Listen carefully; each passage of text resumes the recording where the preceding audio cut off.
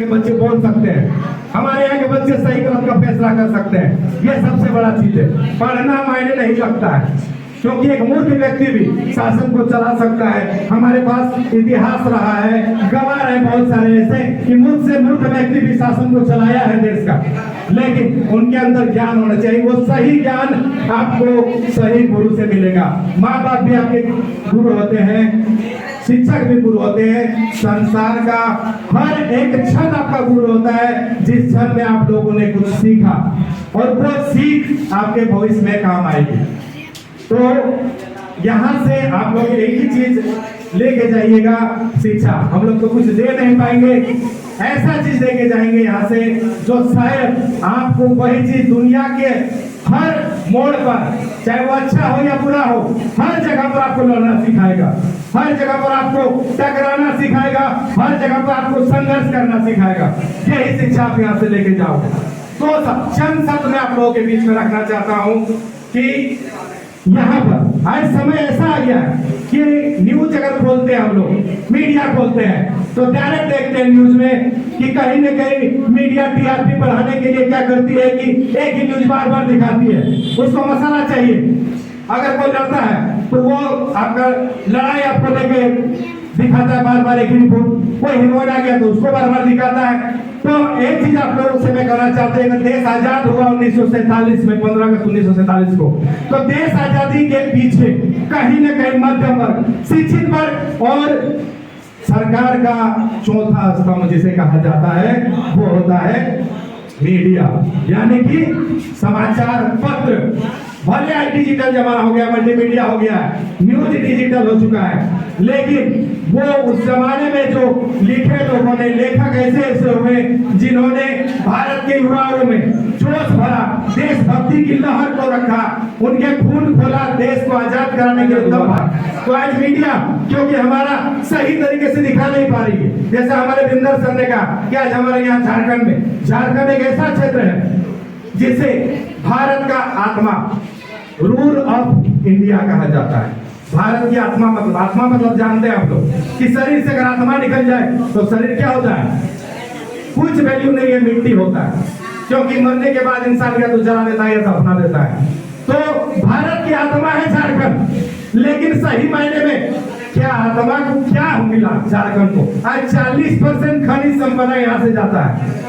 पूरा all over India अगर रोशन होता है, फैक्ट्रियां चलती है, तो वो कहीं न कहीं झारखंड उसका योगदान देता है, 40% खरीद देता है। लेकिन आज के यहाँ के युवा जो है सही मायने में युवा क्यों नहीं, क्यों डिफरेंस बनते जा रहे हैं हम लोग? क्या हम लोग आजाद हुए हैं? क्या हम लोग सही मायने में स्वतंत्र हैं? अगर स्वतंत्र होते तो हमारा किसी भी क्षेत्र में जो है ना शासन ना प्रशासन, हर जगह पर आज युवाओं को, छात्रों को दबाया जा रहा है। हम लोगों ने संघर्ष करके देखा, हर क्षेत्र में देखा, विधानसभा का घेराव हो, चाहे यहाँ से झारखंड में नियोजन की मांग को लेकर हो, चाहे स्थानीय नीति को लेकर हो, जैसे भी हो, हम लोगों ने बड़ा संघर्ष किया, लेकिन हमको क्या मिला बदले में? लाठियां मिला। तो फिर तो वही स्थिति हो गई जिस समय 1928 में सामेल कमीशन आया, उसका विरोध किया, लालाजी ने तो लाठी खा के मर गए। फिर भगत सिंह जागे, फिर गोली मारी सांडर्स को, फांसी घूम में चढ़ गए। तो क्या हमारे यहाँ के युवा छात्र हमेशा लड़ते रहेंगे, मरते रहेंगे? अगर यही झारखंड है, यही स्वतंत्रता फिर से हम लोगों को एक बार आंदोलन करना होगा झारखंड में, फिर से एक बार लड़नी होगी हमें स्वतंत्रता की लड़ाई। वो देश को आजाद करने का था, ये झारखंड को आजाद करने की बात है। लड़ना होगा, चाहे किसी भी क्षेत्र में हो, लड़ना होगा, संघर्ष करना होगा, क्योंकि बिना संघर्ष के कभी भी आजादी नहीं मिलती है। और अभी आप लोगों ने देखा होगा हाल फिलहाल में ही आदिवासियों को, खास करके जो पिछड़े हुए आदिवासी लोग थे, उन आदिवासी महिलाओं को निर्वस्त्र करके रोड पे घुमाया गया। ये बहुत बड़ी शर्म की बात है हम लोगों के लिए कि आज भी अगर देश आजाद है, सही मायने में अगर हम लोग आजादी को मना रहे हैं, तो देश आजाद तो है, लेकिन क्या ये आजादी सही है? अगर हम लोग आजाद होते तो क्या हमारी माँ बेटियों को इस तरह से घुमाया जाता? होता इस तरह से? सही मायने में नहीं होता। अगर देश आजाद होता तो इस तरह से हमारी बहू बेटियों को, माओं को रोड पे निर्वस्त्र करके घुमाया नहीं जाता। वो भी उस घर की महिलाएं थे जिनके पति कारगिल युद्ध में शहीद हुए थे। और शायद कारगिल युद्ध हमारे लिए एक दर्दनाक घटना थी, भारत के लिए। कारगिल युद्ध में बहुत सारे शहीद हुए थे। तो क्या एक ऐसा भारत, आज 76वां स्वतंत्रता दिवस सही मायने में तो मना रहे हो लोग, लेकिन क्या इसलिए हमारे शहीदों ने बलिदानी दी थी कि आज 76 साल के बाद फिर ऐसा भारत देखने को मिलेगा जिसमें दबे कुचले और संघर्षित लोगों को नंगा घुमाया जाएगा? क्या इसीलिए भारत में भगत सिंह ने फांसी को चूम लिया था? क्या चंद्रशेखर आजाद को इसलिए गोली खानी पड़ी थी? क्या महात्मा गांधी को इसलिए संघर्ष करना पड़ा था?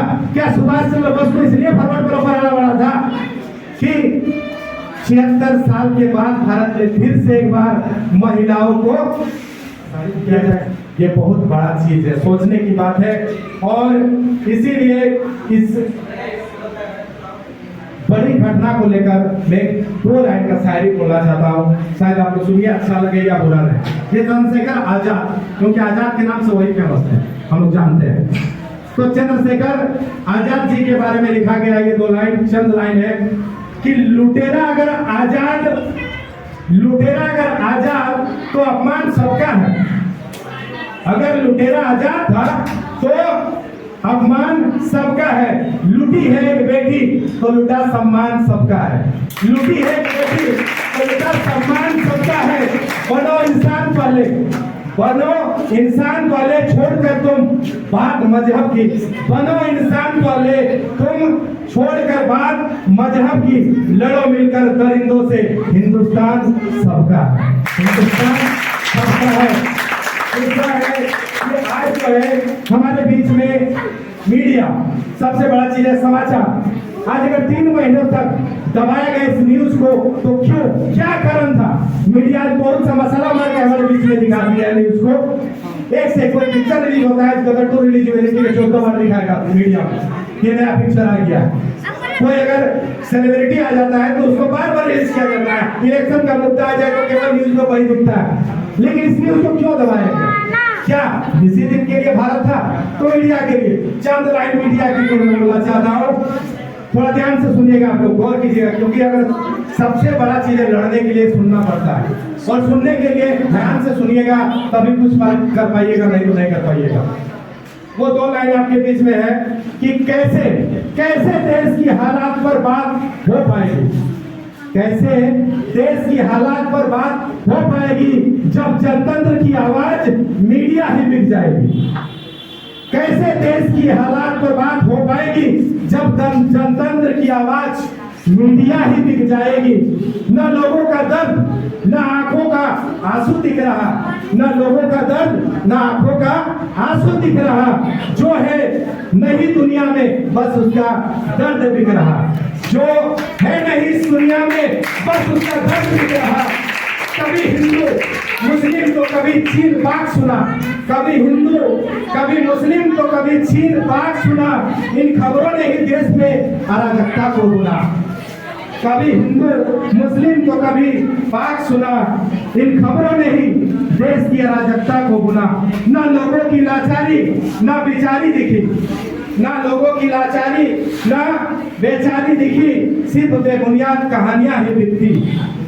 वहां सरहद में वीरों का रंग, वहां सरहद में वीरों का रंग लहू से लाल हो रहा, जहां डूबती अर्थव्यवस्था में बुरा हाल हो रहा। वहां सरहद में वीरों का रंग लहू से लाल हो रहा, जहां डूबती अर्थव्यवस्था में बुरा हाल हो रहा। आज आवाज बंद हुई, आज आवाज बंद हुई, कल हक भी छिन जाएगा।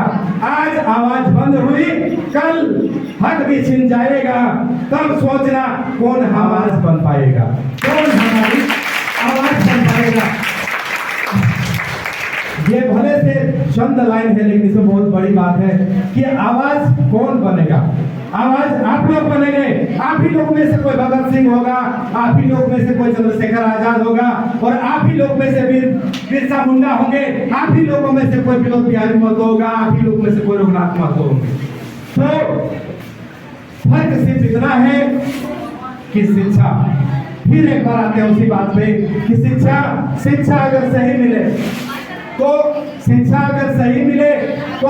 आपको सही मायने में जिंदगी के उस आयाम तक पहुंचाएगा, जिंदगी के उस मुकाम तक पहुंचाएगा जहां तक शायद आपके हाथ ना पहुंच पाए, जहां चिड़ियों के पंख ना पहुंच पाए, वहां तक शिक्षा आपको लेके जाएगा। इसलिए आप लोगों से मैं एक बार फिर से बार रिक्वेस्ट करता हूं कि पढ़ना है तो सही से पढ़ो, क्योंकि आज भी हमारे बीबीएम कॉलेज इंटर का नाम जो रखा गया विनोद बिहारी जी के नाम से, वही बात फिर से दोहराता हूं कि पढ़ो और लड़ो। पढ़ोगे तभी लड़ पाओगे, बिना पढ़े नहीं लड़ पाओगे, क्योंकि बिना शिक्षा के ना तो आप आवाज उठा पाओगे ना बोल पाओगे। इसलिए शिक्षा बहुत जरूरी है। और शिक्षा पाने के रास्ते में, लड़ने के रास्ते में, आपको संघर्ष करने के रास्ते में, अगर आप परिवर्तन के रास्ते में आगे आते हैं तो आपको संघर्षों का सामना करना पड़ेगा। बहुत सारे ऐसे लोग मिलेंगे जो आपको डराएंगे, बहुत सारे ऐसे लोग मिलेंगे जो आपको भटकाएंगे, बहुत सारे ऐसे लोग मिलेंगे जो आपके मन को विचलित करेंगे, बहुत सारे ऐसे लोग मिलेंगे जो आपको गलत रास्ता दिखाएंगे। लेकिन सही शिक्षा, सही ज्ञान आपको सही रास्ता दिखाएगा और सही रास्ता जो है आपको सही मुकाम पर लेके जाएगा। एक कवि ने बहुत सुंदर ही लिखा था, शायद माखनलाल चतुर्वेदी जी का है, और उस कवि ने कहा गया, कवि ने लिखा था बहुत अच्छा चीज, उस पुष्प की अभिलाषा, शायद आप लोगों ने पढ़ा होगा हिंदी, हम लोग भी पढ़े हैं, आप लोगों ने भी पढ़ा था कि एक पुष्प की अभिलाषा क्या होती है। क्या होती है पुष्प की अभिलाषा? चाह नहीं मेरी, आगे बोलिए आप लोग, चाह नहीं मेरी कि मैं क्या,